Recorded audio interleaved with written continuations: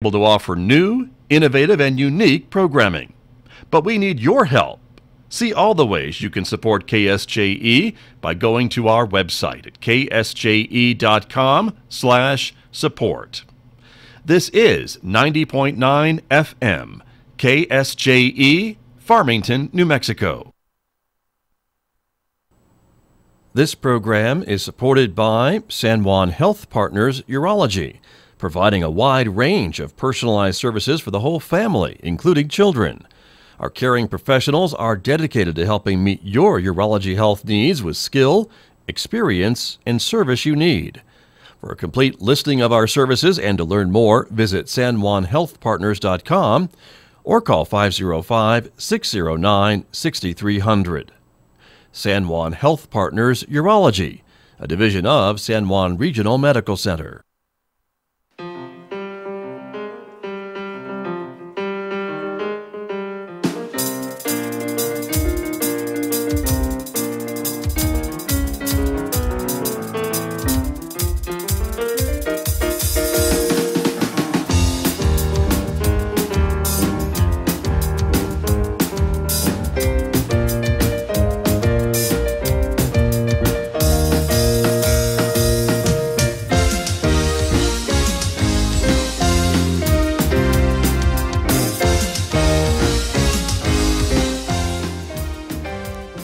50 minutes past 8 o'clock. It is Thursday morning, the 6th day of September. Good morning, everyone. I'm Scott Michlin, and thank you for tuning in to KSJE 90.9 FM.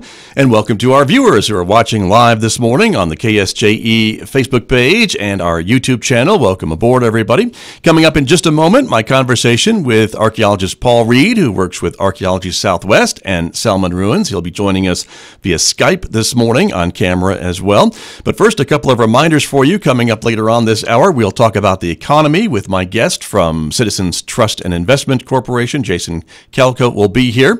At 9 a.m., it's Roving with the Arts with Mick Hess. And today, of course, more arts news for us. And we'll be talking about Haydn symphonies and playing Haydn symphonies for us beginning at 9 a.m., symphonies numbers 66 and 67.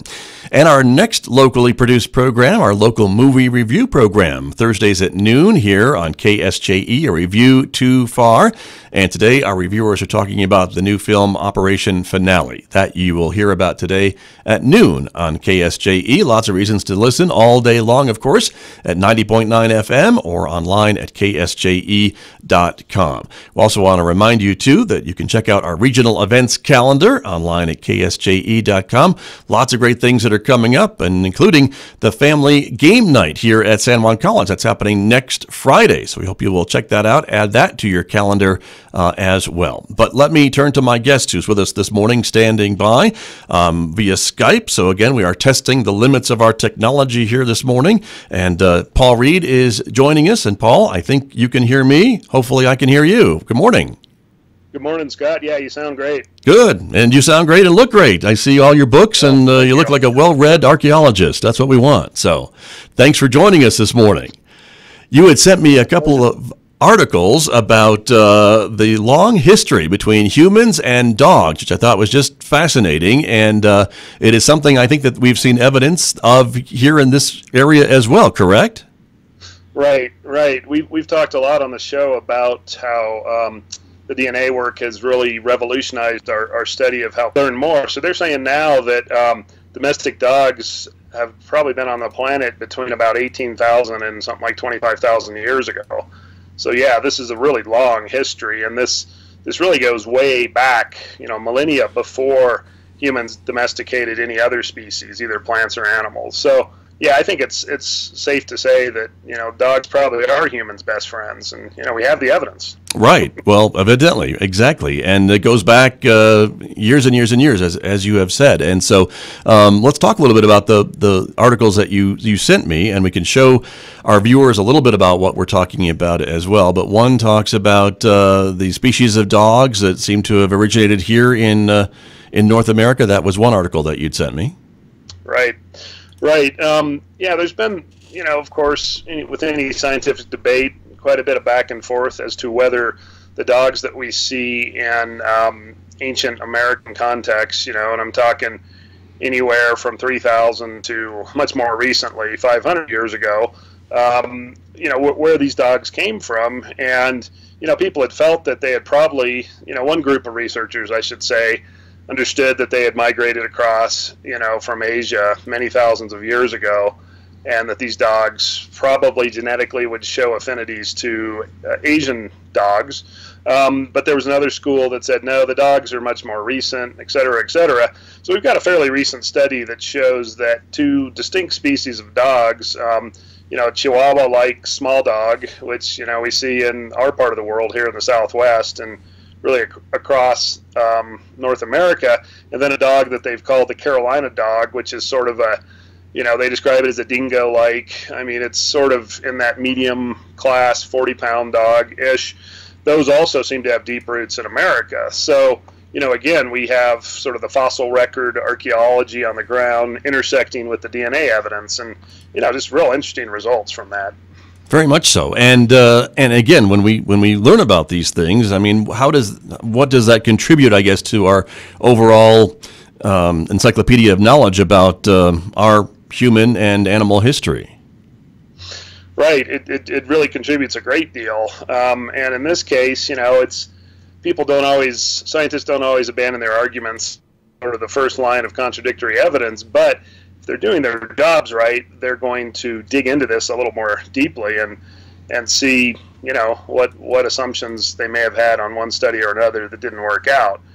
But this seems pretty clear to me at reviewing this work that we have, over 10,000 years now of these distinct dog species in North America, with pretty clear lineages that go back into East Asia, Northeast Asia as well. So yeah, very interesting. And Paul, at this point in time, when we're talking about with these early humans and early dogs, were they treated as pets as we would treat them today? Were they most around to keep maybe the rodents away, or for other uses, or was it more of just a companionship type of relationship? Do we know? Yeah, I think we probably don't have definitive answers, but if we can draw on the analogs for groups that we do know about and have studied, then the dogs probably fulfilled multiple functions around these camps. And of course, we're talking about a time period for a lot of this, thousands of years back, before humans had really settled permanently anywhere. So we're talking about groups that are moving their camps at least on a scale of weeks or months. And dogs, even historically, have been the camp cleaner-uppers. That's a scientific. So they're taking care of the refuse and everything that humans are done with around the camps. They certainly are bearing loads, so if we go up north, we can look at the development of huskies, malamutes, and dogs like that are pulling sleds. And there's pretty good archaeological evidence for that happening, hundreds, if not thousands of years back. So dogs are really both helpers and companions. So it's an intersection. I don't think we would probably consider them pets along the lines of what we do today with our dogs and cats, because for most of us, domestic dogs and cats, if we have them, they're not doing a whole lot of work, right? Dogs are certainly watchdogs, and I think that's another important function that we can definitely project into the past with reliability. People are probably not taking them into their dwellings in most cases. Right. The dogs are outside dwellers, but they are, were and are still a very integral part of human societies. So, not to denigrate their roles at all, but a real contrast between sort of working ranch and farm dogs that we still have today and sort of pets for the rest of us, if you will, in urban and suburban. Interesting. And the article that you sent, that shows a little bit of an artifact from, I believe, probably modern-day Mexico, right? That talks a little bit about this Chihuahua-style dog and even a toy or some kind of artifact that's been recovered that kind of depicts that animal. Is that something that obviously significant? But tell us a little bit about why that's so important. Right. Well, we've got a dog on a what's described as a wheeled toy representing what they think is an apple head version of this Chihuahua form of dog from Tres Zapotes down in Veracruz, and this is dating way back, so 100 to 200 CE, so 2,000 years almost, right. 2,000 years ago. So this just illustrates, I think, the great time depth and the importance of dogs in different human groups and cultures around the world. Right, and it's described as a toy, I guess. And is that an accurate description that this would have been made for children, I guess, to play with in the community? Right, it is. And the other interesting thing about it, just from another standpoint, is this is a wheeled toy. So, we know that folks down south in Mexico really didn't have large wheeled vehicles, but they did put wheels on their toys. So there's kind of an interesting, wheels on the toys, but not necessarily on larger vehicles that might have, been able to move things. Of course, the other issue is we don't have large domestic animals in the New World until much later with contact with Europeans. So if you had built a large wheeled vehicle, you might have been able to pull it with dogs, but you'd have to have more than these Chihuahuas, I think. We could probably picture this, Scott, like teams of Chihuahuas, right? Dozens of them hauling these carted vehicles around. So maybe not quite that far. But. Maybe not, but that does give me a nice picture in my mind, Paul Reed. So thank you for that. But it is interesting, and again, I keep going back to the idea of why dogs, and it could, because I guess it could have just as easily have been wild turkeys or other animals that we know were around that maybe could have been domesticated just like the dog, but it was the dog, and maybe the dog reacted better to direction than maybe a wild turkey would. I don't know.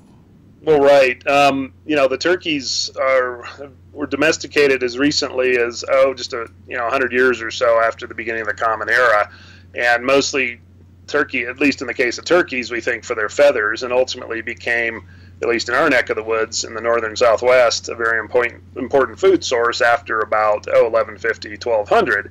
But yeah, turkeys they're birds. They can't particularly drag loads. They're not really protectors of camps. So dogs, being of course descended from wolves, again in this time period beyond 20,000 to 30,000 years ago, would have been very useful animals to domesticate, to have around for protection, the companionship, and some of these other functions that we've talked about. So it seems like kind of a natural thing. Of course, we do know that cats were domesticated relatively early as well, because cats go way back in ancient Egypt to around 3,000 or 4,000 BC. But again, the cats they're small predators. They certainly probably kept rodents and other creatures, less desirable creatures, under control. But, cats aren't really going to do a whole lot of work for you. We could also envision perhaps a team of cats, right, hitched up to a sleigh or a wagon. And all right. That might not have worked out so well. And of course, cats are solitary creatures. Dogs are super social. So I think it's that sociality that really probably tied them and still ties them closely to humans today. Sure. Interesting. And of course, with the what we know about ancient Egypt, I mean, cats, it seems like were almost worshipped, weren't they, to a certain degree, almost as deities in Egyptian culture? Definitely. They occupied, I think for the Egyptians, certainly a more important level in their society and their cosmology than dogs did. So there's one for the cat lovers, right? That's right. I'm glad we're giving them some equal time.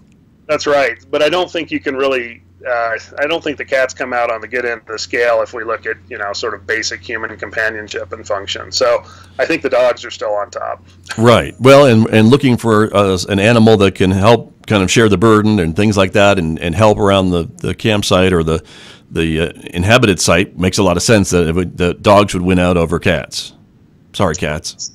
It does make sense. But yeah. All right. Let me ask you about the other article that you sent. Same kind of topic too, right? About pets and how we use them, and how dogs and humans grew together is the name of this article that you sent me, Paul Reed. And this talks a little bit about, again, our common history together with these two species.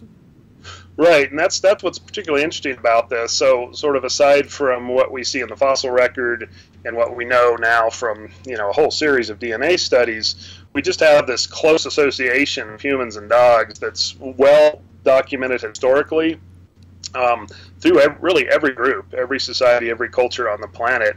Dogs are an integral part of that group, and these go well into the past, from the time people started writing things down and preserving their thoughts in that way. We have mentions of the closeness of dogs and humans. And, one of the more interesting ideas that people have is that, we talk, of course, being sitting on top of the food chain here as humans, that, of course, we domesticated the dogs. Some researchers feel that we're probably pointing the arrow perhaps in the wrong direction, and that we could think of it more interestingly, not necessarily better, but just from a different angle, and say the dogs really domesticated us, because they helped push humans in certain directions, helped us behave in certain ways, allowed us to exploit different climatic areas, different environmental zones on the planet. If you think about the areas up north, part of human survival for folks who live in the Arctic is a very strong dependence on dogs to get them around in terms of dog sleds, right? Protect them from polar bears and other predators. So yeah, I think it's an interesting viewpoint to say, well, the dogs really pushed us, in many ways, as much as we pushed them, and that there's this just tight coevolution is the term we use for dogs and humans over this several thousand year period. Interesting. And again, it just shows that the long connection between dogs and humans in both of the species development, I suppose, right? A long history, and there is some archaeological evidence to back up what we're talking about, right, this morning? There definitely is, because, where we find human, and when archaeologists have investigated human camps from different time periods, we find remains of dogs, and we find dogs buried as though they were very important members of that community. Certainly not on a level with humans, but we find dog burials really worldwide across time and space from the time that dogs became an integral part of these human groups. So, and people don't bury animals that they're not worried about or concerned about, or with whom they don't have close associations. So the fact that dogs occupy that unique position sort of in the archaeological record, and the reason, we find them in these cases is because they were intentionally buried, not all of them, but, some percentage, as compared to just wandering out on the landscape and dying, sort of having their bones go back into the ground more quickly. So right. Suggests special treatment for these animals, and again, it just reinforces the importance of dogs, in this long period of human history. Very interesting. My guest this morning, archaeologist Paul Reed, is here. He works with Archaeology Southwest and Salmon Ruins. We were talking about a couple of articles that Paul has shared with me on the history of dogs and humans, and some of the archaeological evidence that has been discovered that kind of backs up what we're talking about, is this long-standing relationship between dogs and humans this morning. Paul, we're going to take a short break, if you don't mind, and then when we come back, we'll maybe switch topics just a little bit. Sounds good. All right, we will do that. Paul Reed is my guest this morning with Archaeology Southwest and Salmon Ruins. We'll be back with more in just a moment right here on KSJE.